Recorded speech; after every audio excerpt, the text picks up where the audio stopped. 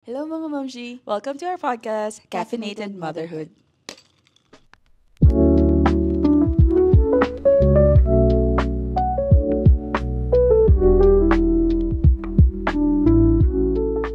Okay, this is our very first episode. So, parang explain lang namin kung ano yung pwedeng ma-look forward every time na may upload kami and stuff. Pero why did we start a podcast? Actually, si AJ yung nag-reach out sa akin to I think she gave me an idea to na mag-podcast about motherhood kasi I think it would be best din kasi parang masyadong marami nang nasa isip namin yung mental load being a mother. Yeah. So I think and it's a good bonding as well every morning. Every morning. Tapos naging night no pag Tapos, kaya, depende sa trip ng mga anak. Pero kasi naisip ko siya because nung nagpe-prepare ako for birth, pregnancy-wise, di ba ang daming resources talaga. Pero postpartum, talagang na-hit ako ng postpartum nang hindi ko I get it. There's no guidelines. There's no guidelines. Hindi naman necessarily na yung experience namin is magiging the same as experience nyo. Pero it's just good to have a resource of ano bang pwede mong i-expect or, True. I don't know. Or syempre mag-aanak pa kami. So, it's also nice to look back sa, na-experience na pala natin to nung first baby. Yeah. So, okay lang. Yung parang ganun, para hindi na kami napapraning. Or, kasi, ang namin is very different moms kami. Yeah. No? Kaya, And also I think I was too advanced kasi ako yung unang nanganak and then siya going through na nung mga nag-go through ko.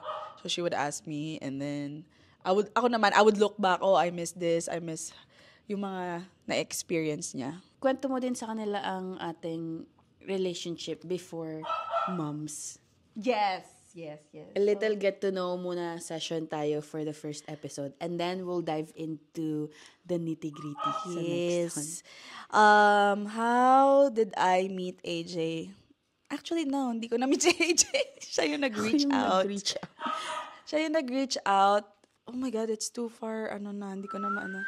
I think, nag-message siya 14? once. Nag-message ba sa akin? Oo, nag-message siya sa akin. Nakalimutan ko na. Pero ang naiisip ko lagi, gustong-gusto niya daw kung paano ko mag-edit dun sa Instagram, yung mga layout, ganun. Kasi, nung 2014, mga 2014, 2013, ganyan, na-meet ko siya nung high school. Hindi ko siya na-meet actually.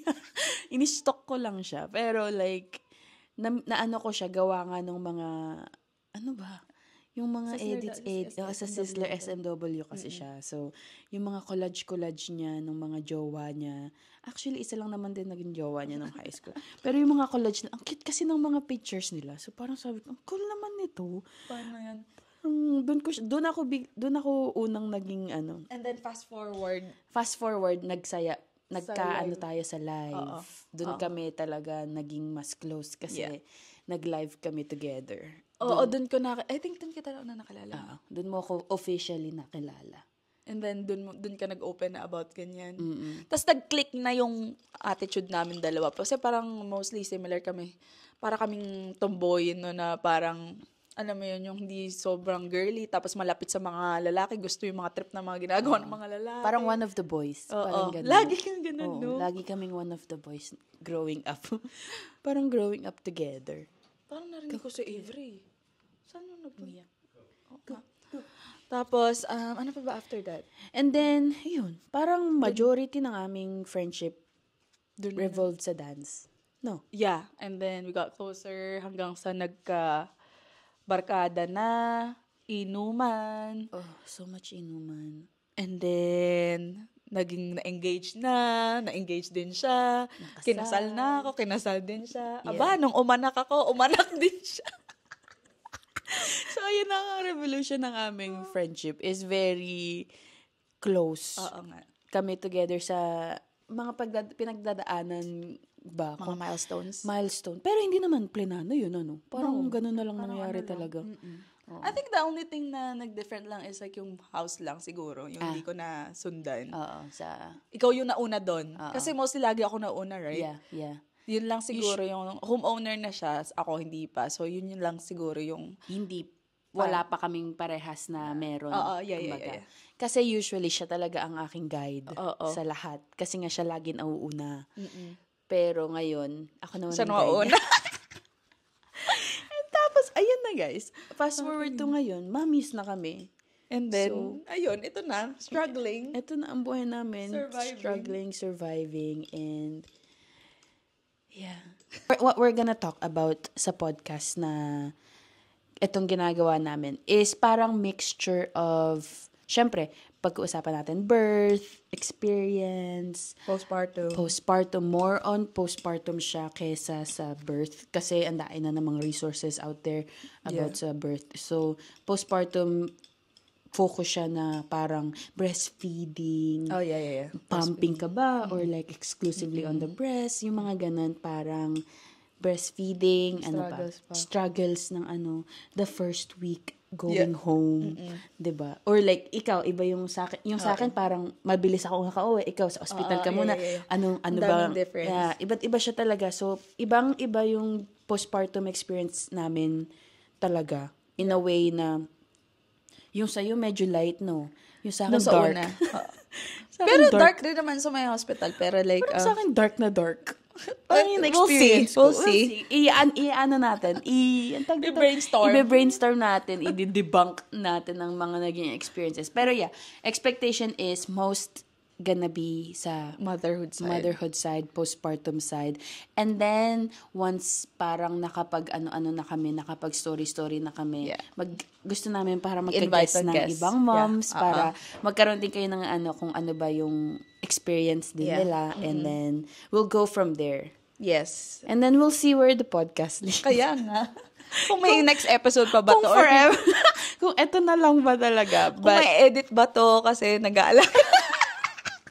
Ayun pa. Oh my God. Pabitin. Ang aking favorite is finding yourself throughout the chaos. Parang ganun. Oo nga. Oh, yun ako. We'll get there. Pero anyways, guys, that is gonna be what this podcast is all about. So if new mom kayo or expecting, this is the podcast for you. This is the podcast for you. Or, I don't know, batikan ka ng ina at gusto mo lang ng break para makita. O kaya bored ka. Ito na yung podcast for you. Kung wondering ka, or if you're a woman na ayaw mo talaga mag-anak and gusto mo lang makita talaga, or curious ka lang. Or kung marites ka lang sa amin. Or kung hater ka namin. Ito na yung way mo para malaman kung anong life behind the camera. Yes, exactly. This is your way to shine. This is your way to bash. Eto na yun. Binibigyan na namin kayo ng platform to bash. Pero, if you're first-time mom, this is for you, mostly. Yes. This is like a love letter for you to let you know na you're not alone in this journey. And it will get better. Yes, that is right. Yeah. We'll finish the first episode here. And then, obviously, ang sarap ng kape. We'll finish the first episode here. And then, the next one, we'll talk about birth experiences and stuff. And then, we'll see you guys there. And then, follow. Hi, meron na kaming YouTube channel. So, anyways, follow us on YouTube if you guys want to see talagang daily. Kung alam ko ba sa Spotify daily life updates. Pero yung sa YouTube natin, ano pa password? I'll link all of our below. Social media below. Ano password mo yata? We'll see you in the next episode. Yeah. Bye. Diba?